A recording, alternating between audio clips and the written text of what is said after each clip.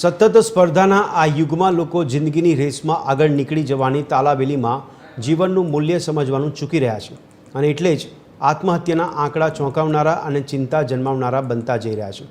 આજે કોઈને કોઈના માટે સમય જ નથી, તેવામાં કેટલાક લોકો માનવતાની મહેક પ્રસરાવતા હોય છે। તેવો જ એક અનોખો માનવીની આજે અમે વાત કરીશું।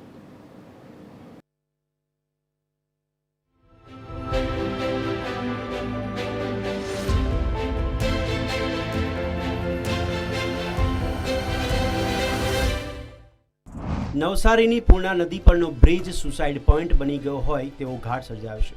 આ પુલ પરથી ઝંપલાવીને અનેક લોકોએ મોતને વહાલું કર્યું છે, પણ નદીને અડીને કાચા મકાનમાં રહેતા આધેડ રાજુભાઈ પોતાના જીવની પરવા કર્યા વગર મોતને ભેટવા નદીમાં ઝંપલાવતા 300થી વધુ લોકોને બચાવી ચૂક્યા છે।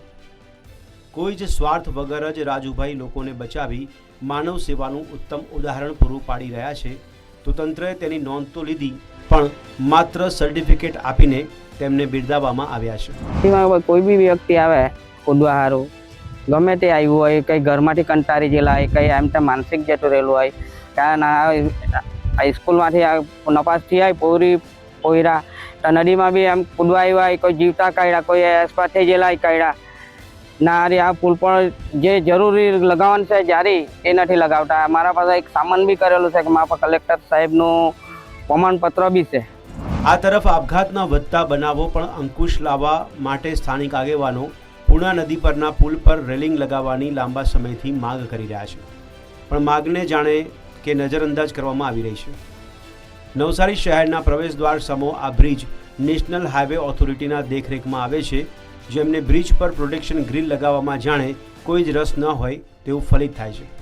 હવે અહીંયા જે હાલને તબક્કે જે પુલ છે એના રેલિંગ બી નીચા છે અને એ રેલિંગ માટે આગળ બી અમે રજૂઆત કરી છે અને એ કાયમને માટે લોકોનો સુસાઇડ પોઈન્ટ બની જાય છે, તેના માટે અમે રેલિંગની પણ આગળ માંગણી કરી હતી, પણ હજુ સુધીમાં એનું કોઈ નક્કર પરિણામ આવ્યું નથી।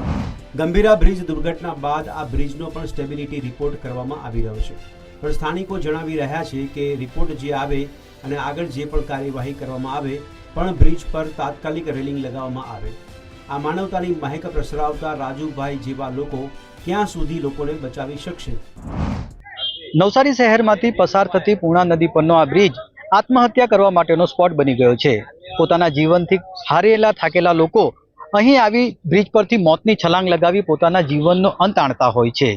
ત્યારે આવા લોકોને ડૂબતા બચાવવા માટે એક હાથ મદદનો હંમેશા આગળ આવતો હોય છે અને તે હાથ છે રાજુભાઈ હળપતિનો, જે પોતાના જીવની પણ પરવા કર્યા વગર અહીં જે ડૂબતા લોકોને બચાવીને તેમને હેમખેમ કિનારા પર લાવી તેમનામાં જીવવાનો જુસ્સો પેદા કરી અને જીવનનું મૂલ્ય સમજાવીને તેમના પરિવાર પાસે પરત મોકલતા હોય છે। રાજુભાઈ હળપતિ જે છે તેમના આ ભગીરથ કાર્યને લોકો ખૂબ વખાણી રહ્યા છે, કારણ કે રાજુભાઈ હળપતિએ અત્યાર સુધીમાં 300થી વધુ લોકોના જીવ બચાવ્યા છે।